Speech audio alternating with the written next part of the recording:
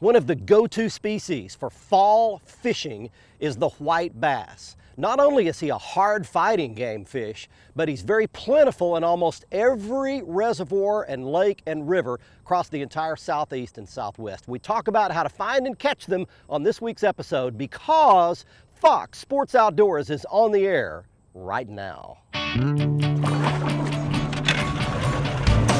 It's time for your weekly fishing reports and real-time outdoor news from the Southwest region. This is Fox Sports Outdoors.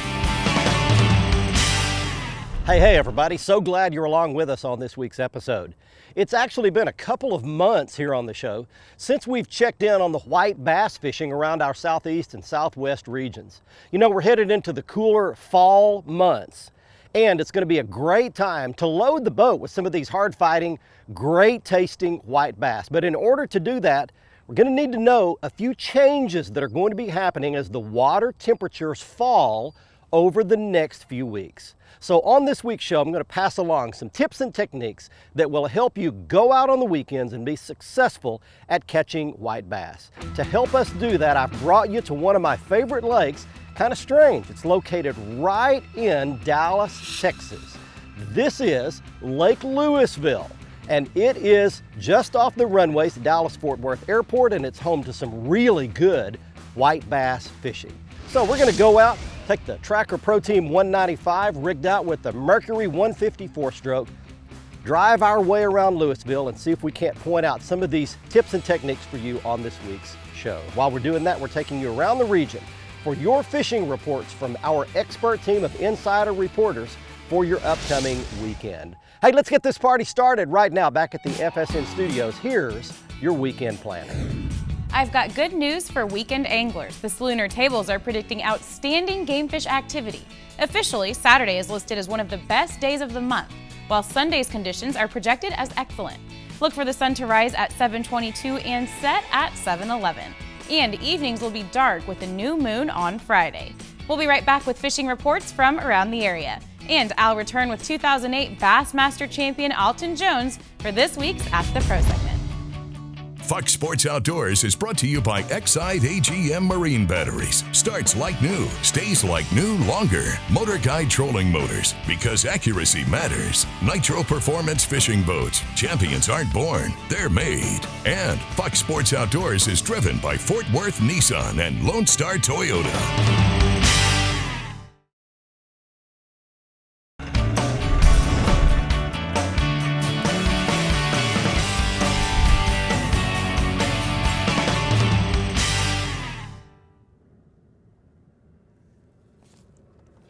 There we go. All right, well, we've got to start. Hey, welcome back everybody. We've made it out on the lake on Lewisville. Look right here, what have I got? That's a halfway decent white bass, just to get it started. No monster or anything, but one to tell us that the fish are here. Well, I told you that I would tell you three main keys to locating and catching these good fall white bass. And one of the keys is going to come a little later, and it involves the kind of baits that I'm throwing. We'll get to that in a minute. There's the white, just an average size keeper white bass if we were keeping them. Here's key number one. The birds are back. That's right, when the cooler fall weather months hit, the birds move back in, and the gulls will stay here all winter long, all during the cold months, and they will lead you right to the fish. As you can see, we've got a few gulls flying around the air. We've got a few sitting on the water. They don't have to be actively diving at the water. As long as you've got birds in the area and you find groups of seagulls, they will find the shad or the bait fish, and the white bass will be somewhere in the vicinity. So you drive around, you locate that flock of birds, sit down in that area, fish around that spot. That's your number one key to locating fall and winter white bass. Look for the birds, particularly the big seagulls with the gray tips on their wings. Let's get you some fishing and lake reports to get things kicked off this week. Hey, while Skytook Lake north of Tulsa may best be known for its hybrid and smallmouth bass fishing, it's also a really good crappie lake. Kevin DeLong, Leon Mears, and Clarence Boatman were nice enough to let me jump in the boat with them for about an hour this past week for them to show us how they're catching crappie on Skytook right now. I'm coming out across this long point, and we've got some brush piles out here. And today the fish will be hanging on the top of the brush from about 18 to 23 foot. We're just slowly going along here with our graph and GPS on our new Lowrance locator. Got it marked, and we're going to drop a buoy, and then we're going to back off and see if the crappie are here. There it is right there. Appears to be fish on it. The fish are about 13 to 20 foot. That's where the fish are on that brush pile. We're going to turn back, get into the wind, and see if we can find one. Now, the way the guys were rigging up, they were using lightweight, weedless jig heads paired with a minnow minder and a tiny live threadfin shad that they caught here in Skytook Lake with cast nets. That minnow minder is made to be rigged that way with live bait to give you the best of both worlds. The scent from that live shad, the flash from that glittery bait. Now you can see here how close the baits are to that threadfin shad size, what those fish are feeding on right now. And the best minnow minder colors were silverfish and monkey milk. You can catch some really nice fish on Skytook Lake, crappie, hybrids, smallmouth, but you can't catch them if you don't go. Wow, I want you to look at all this. These fish are just blowing up all around the boat. Well, here's your next key. We talked about finding the birds and locating the fish, but if you see this, obviously you've got fish. In the fall, a lot of times, those shad will migrate to the surface, and as you can see all around us, they're just blowing up everywhere. You start seeing that's your absolute deadlock cinch indicator, is when you've got fish blowing up around the surface like this, you're in them. And here's one right here. That's probably gonna be a small, well, now he's actually fighting, but it's a small one. All right, well, we've got them going. They're everywhere in here. Find the birds, find the shad on top. You've located the white bass in your favorite lake. We'll be right back.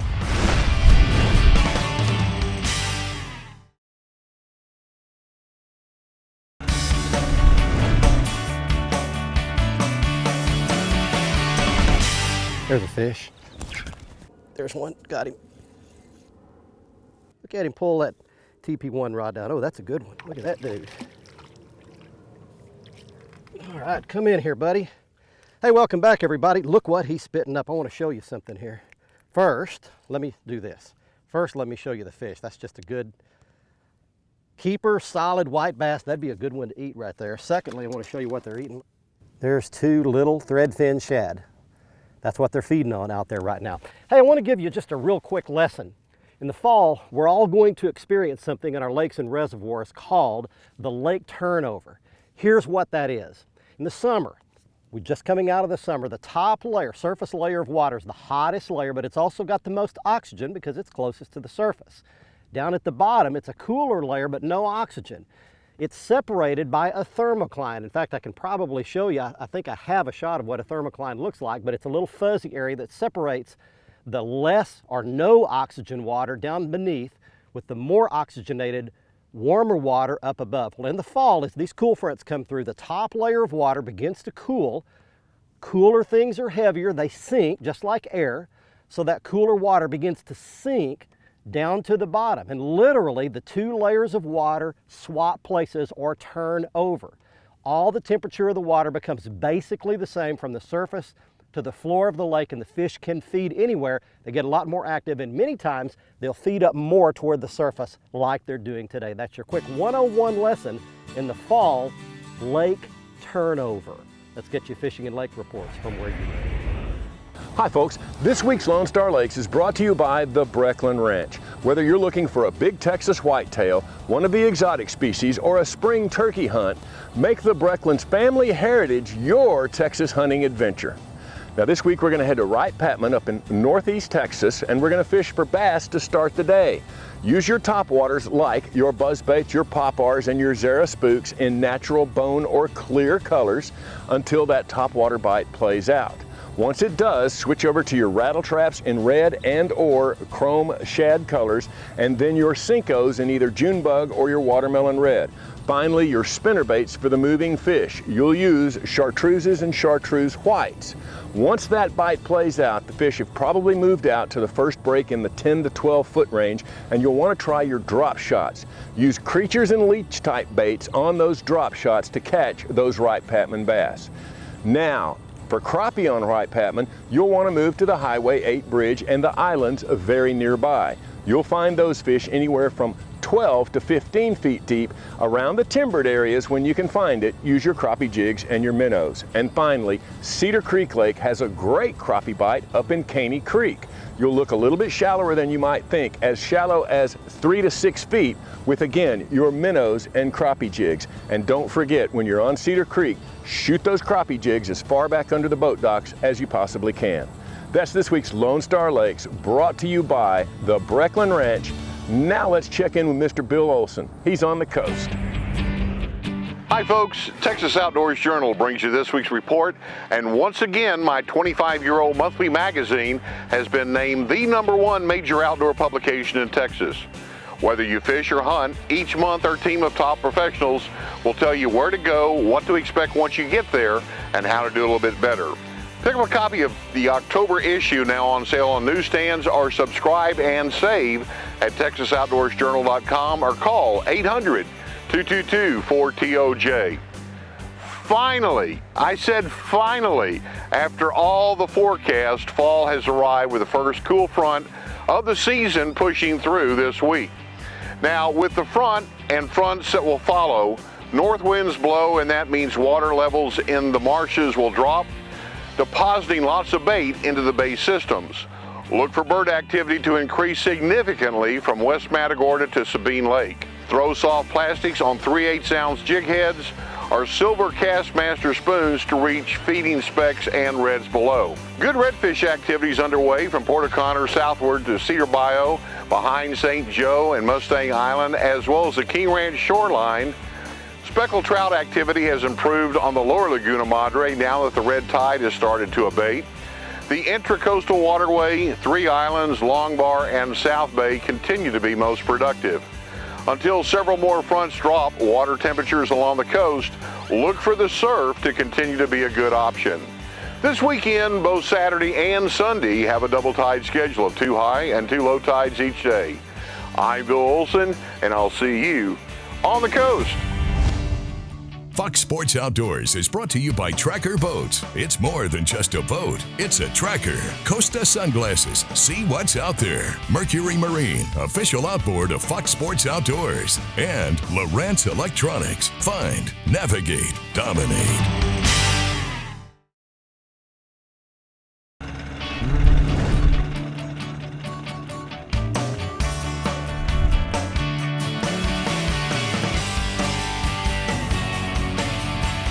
Swimming it up. There, you got it. Worked perfect. Just like it's supposed to. Hey everybody, we're talking white bass fall 101 principles today. How you can catch a bunch, that's a good one. How you can catch a bunch of them in the fall as the water begins to cool. There you go, nice fish. Back he goes, that could be a little hybrid cross. So here's the deal. As this water begins to cool off, the bait fish, the shad, are going to begin to migrate shallower. They've been hanging out down in that cooler water. Now the cooler water is on top. Bait fish move up. Game fish are going to move up behind them. The white bass are going to be right underneath those shad and those bait fish. So what you have to do is change your presentation. It's all about the technique. In the summer, when they're on the bottom, it's a jigging technique, vertical, straight up and down. In the fall, it becomes a horizontal technique or a cast. So regardless of what bait you're using, you want to make casts. So we're in fish, I can see them on my sonar, and you want to cast it out, not necessarily a huge long cast, but you've got to get it horizontal. You want to let it go down about where you think the game fish are. They're about halfway down right now, so I want to let it go down about halfway. We're in 30 feet of water, I want it about 15. I can count about 10, 12 seconds, something like that. Click the reel into gear and swim the bait along. We'll show you some baits at the end on the Academy Right Stuff that are critical, but you can use a tail spinner, a grub. You can use a spoon, although it's not ideal. You can use a lipless rattling crankbait, lots of baits that you can get suspended halfway or partially between the floor of the lake and the surface. You want to keep that rod tip held high and swim the bait up. White bass will chase and strike on an upward technique, an upward path, much better than they will when your bait is going down. That's a good tip for you this fall when the water's cooling off. Time for more fishing and lake reports for you.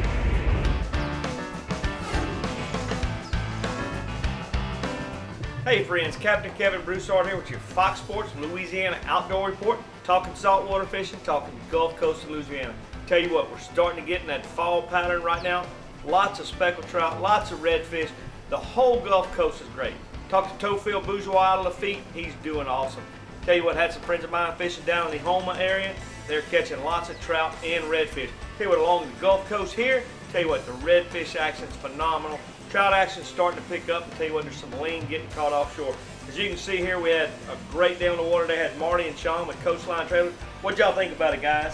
Awesome. Great. I'll tell you what, if y'all want to make a trip down here, Cajun Paradise Lodge and Charter, or anywhere on the Louisiana Gulf Coast, give us a call. We'll get you in touch with who you need to. I tell you what, you can come on out and catch a lot of fish. Up off the bottom, I can see these fish on my graph. I am on a wad of fish about 10 feet up off the bottom. There's a bite. He's got it. He's got it. Got him. All right, we got a fish on. Let's see what we got. It's big, whatever it is. Oh, it's a giant hybrid. Look at this dude. Wow. Big old hybrid.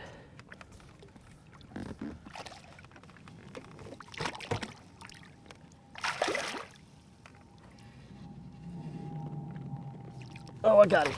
Oh my gosh, look at this. Out here white bass fishing and a giant hybrid striper hit it. Wow, that is the bonus fish today. He's got that spoon right in the corner of his mouth. All right, well, some of the same principles that you use to find and catch these white bass in the fall will also apply for striped bass and hybrid stripers like this one. That is a real giant. That's a probably 11, 12-pound hybrid striper, something like that. Let's get that fish back in the water. And away he goes. The bonus fish of the white bass fishing trip.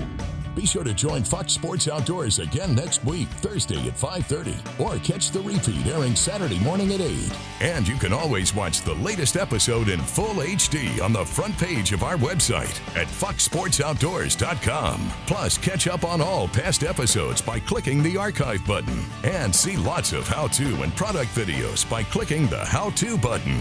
Also, stay up to date with the latest fishing news, videos, and photos by clicking the follow button on our Twitter feed. And get lots of that same info by clicking the like button on our Facebook page.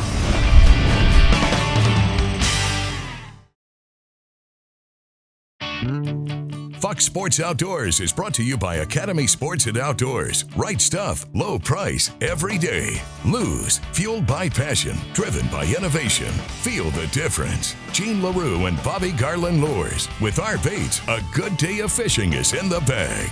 And Strand Fishing Lines, the standard of dependability. Welcome back, everyone. It's time for the Ask the Pro segment, where viewers get questions answered by top anglers. This week's inquiry comes from Nick, who asks, what is the prime water depth for sinking a fish attractant for crappie? For the answer, we found Alton Jones, a Bassmaster Classic champion who also happens to love crappie fishing. You know, the best depth for a crappie brush pile really depends on the lake that you're fishing and that you're putting the brush pile out in. Here's my general rule of thumb. In clearer water, lakes like Whitney, Possum Kingdom, Lake Belton, you want to put those brush piles in a little bit deeper water, maybe anywhere from 18 down to 25 feet of water. If you get in a shallower, dirtier type lake, lakes like Aquila, Lake Waco, Cedar Creek, Richland Chambers, tend to go a little bit shallower with them. Try the 12 to 15 foot depth range, and you're going to catch some huge slabs by employing that tactic. Thank you, Alton. If you have something to ask one of the pros, simply visit us online at foxsportsoutdoors.com and follow the Ask the Pro link to submit your question. Now it's time to give away a new pair of sunglasses on the Costa Catch of the Week. Every single week here on the show, people win Costa sunglasses in the Costa Catch of the Week contest. And it's time right now to announce this week's winner. He is Wayne Kent of Crandall, Texas, showing an 11.6 pound largemouth bass he caught at Richland Chambers Reservoir in Texas. And here are some bonus photos. These are not winners, but great fish nonetheless. Matthew McClure at Richland Chambers with a 10-pound hybrid striper. William McClure with a 10-pound hybrid. Tara Newman with an 8.75 pound hybrid. John Paolo with a 6.2 pound hybrid striper, and Tom Traylor with a 35 pound catfish, all out of Richland Chambers Reservoir.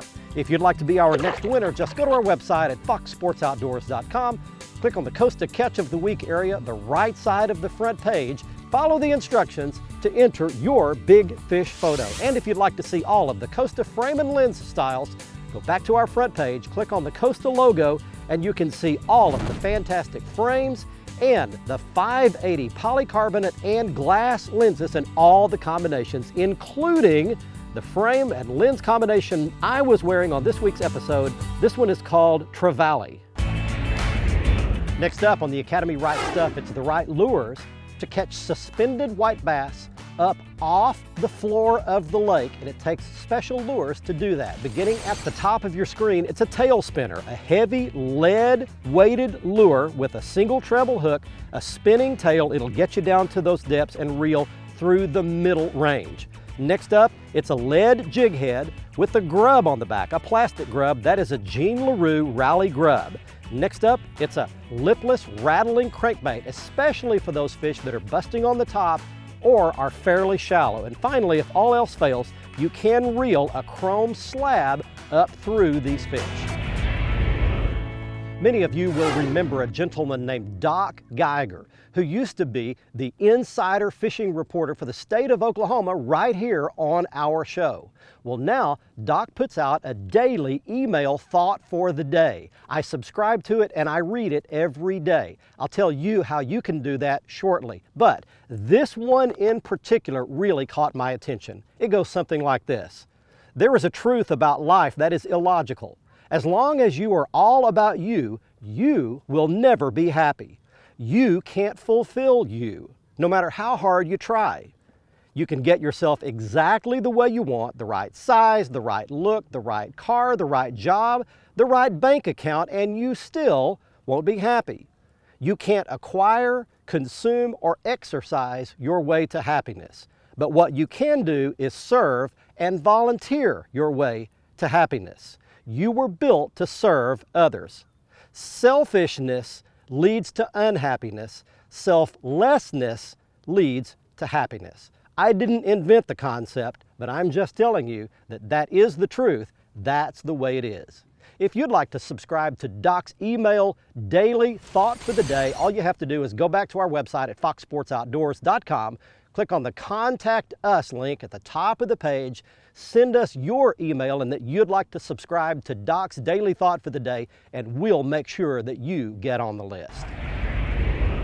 I hope you enjoyed our 101 refresher course in fall fishing for white bass. We passed along some principles, some techniques that will help you put a bunch of white bass in your boat during the upcoming cooler fall weather months.